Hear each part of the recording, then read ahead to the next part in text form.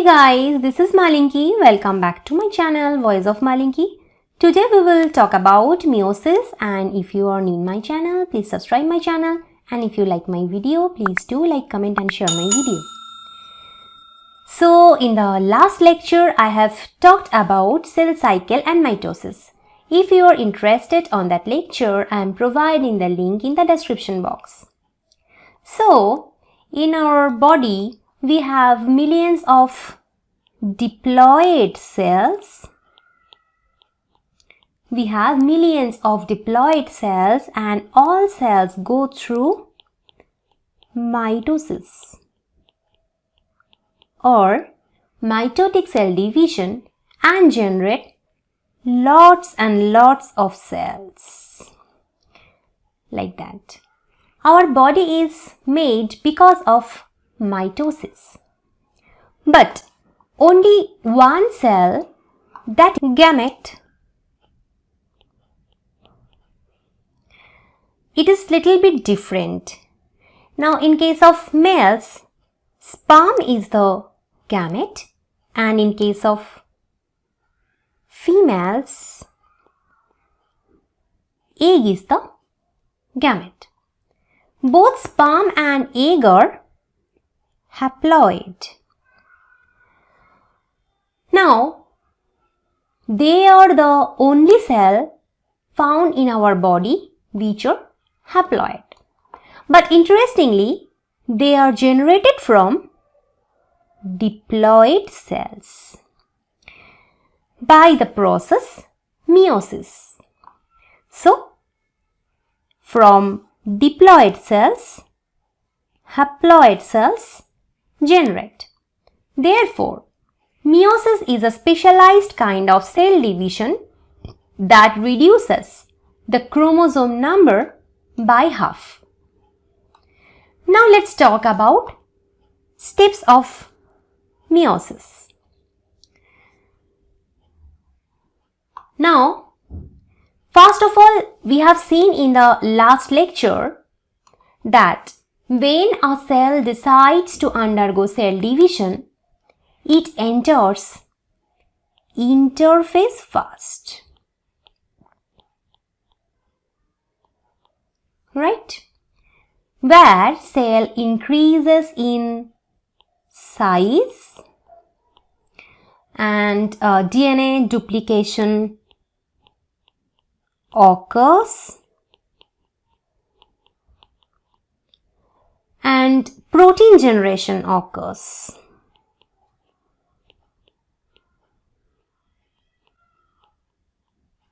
So these things happen in the interphase. Then the cell enters M phase. M phase.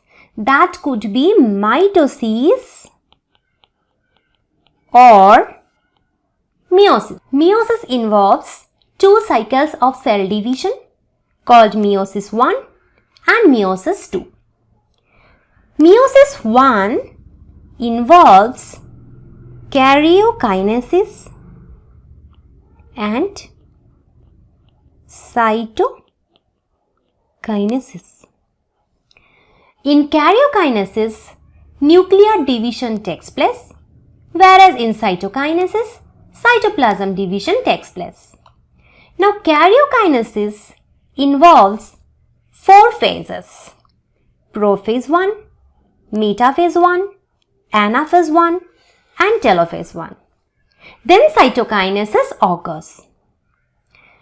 Same thing occurs in meiosis 2, where karyokinesis occurs first, then cytokinesis occurs. Now, karyokinesis involves four phases: Prophase II, Metaphase II, Anaphase II, and Telophase II. Then cytokinesis occurs. Prophase I is again subdivided into 5 phases: leptotin, zygotin, pachytin, diplotine, and diakinesis.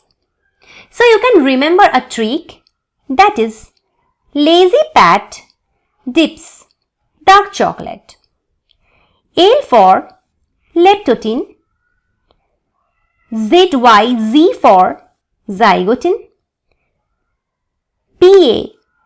Pa for pakitin, D for Diplotine, and for diakinesis it is dark chocolate. This is a easy trick. And interkinesis is a process that occurs between meiosis I and meiosis II. Okay, so first of all, I will explain what happens in meiosis I and meiosis II.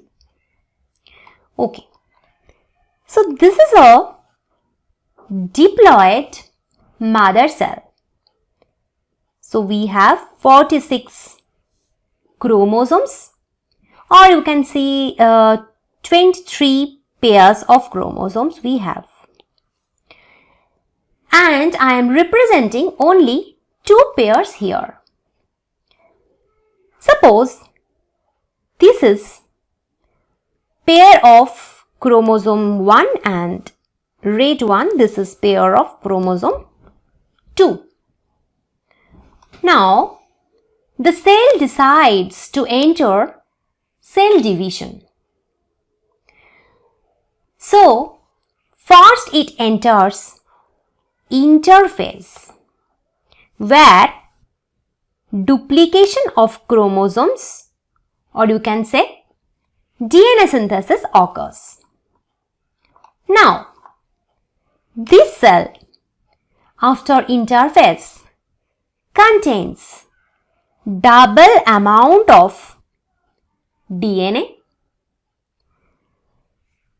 After DNA synthesis, these two are called sister chromatids. Right? They are not yet separate chromosomes. Remember this point because these two are attached to the common centromere. So these two are sister chromatids which are formed after DNA duplication. Therefore, although the DNA amount doubles, chromosome number remains same. And this cell is also diploid like the mother cell. Now this cell enters meiosis I. After meiosis I, 2 cells will form and each chromosome from a chromosome pair segregates in each cell. So, you can see the green chromosome pairs are here. From these green chromosome pairs, one chromosome is segregated in this cell and another chromosome is segregated in this cell. In this way, segregation of each chromosome occurs. But you can see sister chromatids are still attached to this centromere. So these two are sister chromatids, these two are sister chromatids. They are still attached to the centromere. Now, these cells are haploid because only one chromosome from each chromosome pair is present in each cell. Now, these 2 cells enter meiosis II. After meiosis II, 4 cells will form. What happens here? Actually, two sister chromatids of each chromosome get separated and distributed in the daughter cells. In this case also, all these cells are haploid because only one chromosome of each chromosome pair is present in each cell. Now I will explain the steps in detail. First step is Diplotine in Prophase I. So you can see this is a cell that is just coming after interphase. So already DNA duplication occurs here. Now these two chromatids are called sister chromatids and these two are non-sister chromatids. Here you can see this is the cytoplasm and this is the nucleus and here it is nuclear membrane. Now what we can see here, during Diplotine, compactation of chromosomes occur. Therefore, in this stage, chromosomes are visible under the microscope because during interphase, chromosomes were in the thread-like structure like this. But in Diplotine, chromosomes become compact and therefore they can take more stain if you want to stain them and you can see them under microscope properly. Next step is zygote. During this stage, chromosomes start pairing together and this is the process called synapsis. And the paired chromosomes are called homologous chromosomes. And this pairing happens between two homologous chromosomes. So what are homologous chromosomes? Suppose we have chromosome number 1 that has one pair of chromosomes. So chromosome 1 contains one pair of chromosomes and these two are called homologous chromosomes. Now, homologous chromosomes start to pair and that is called synapsis. Now, these two homologous chromosomes interact with one another via a complex chemical structure that is called synaptonymal complex. So, here chemical interaction occurs that is called synaptonymal complex. And this is the structure that is called bivalent or tetrad formation. Bivalent because of the pairing of two homologous chromosomes and it is also called tetrad because of these four chromatids 1, 2, 3, 4. Because of these four chromatids, it is called tetrad and because of these two homologous chromosomes, it is called bivalent. Next stage is Diakinesis. At this stage, crossing over occurs between non-sister chromatids of the homologous chromosomes. So, these two are homologous chromosomes and these two are non-sister chromatids. Crossing over occurs between these two non-sister chromatids. Now this crossing over is basically the exchange of genetic materials between two homologous chromosomes. Remember this, crossing over always occurs between two homologous chromosomes. And this crossing over occurs by the help of an enzyme that is recombinase. Now, due to the crossing over, some genetic materials of these chromosomes comes in this chromosome, and some genetic materials of this chromosome comes in this chromosome. So, it is a recombination of genetic material on the two homologous chromosomes. Next stage is Diplotine. Synaptonemal complex that was formed like that. It will start to dissolve. These homologous chromosomes now start to separate from each other except at the sites of the crossovers. These are X-shaped structures you can see like that. These are called chiasmata. Next step is Diakinesis. In this phase, homologous chromosomes are only attached at these terminals. This is called terminalization of chiasmata.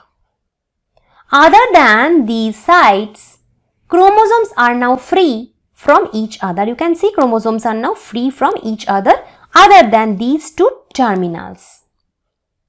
During this phase, the chromosomes are fully condensed.